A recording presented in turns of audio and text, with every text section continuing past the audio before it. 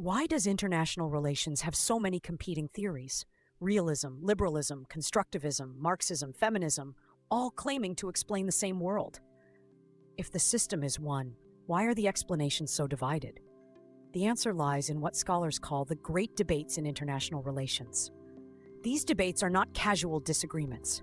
They represent fundamental clashes over how to understand power, cooperation, identity, and structure in global politics. The first great debate emerged after World War I and centered on idealism versus realism.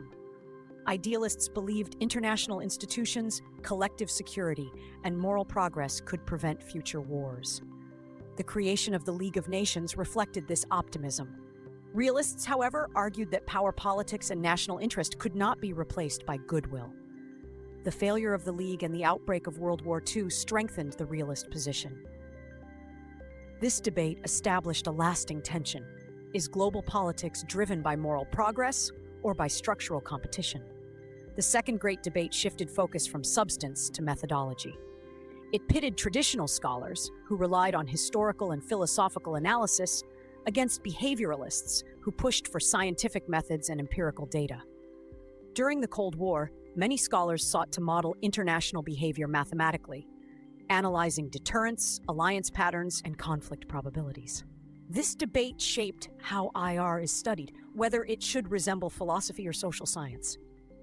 Today, quantitative studies of conflict prediction and data-driven geopolitical analysis reflect this behavioral legacy.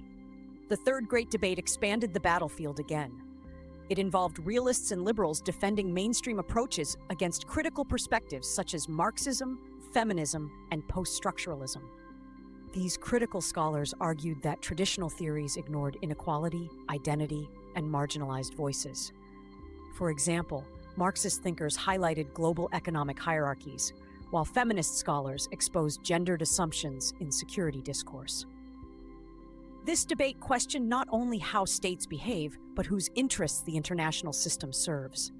It broadened the discipline beyond military and state-centric analysis. The fourth great debate focused on rationalism versus reflectivism. Rationalists, including realists and liberals, assumed states are rational actors pursuing interests within structural constraints. Reflectivists, including constructivists, argued that interests themselves are socially constructed through norms and an identity. For example, why does Germany avoid aggressive militarism today despite having economic capacity? Constructivists argue identity transformation explains behavior better than structural pressure alone. This debate introduced ideas, culture, and norms as central variables in international politics. These debates are not just academic history, they shape contemporary analysis.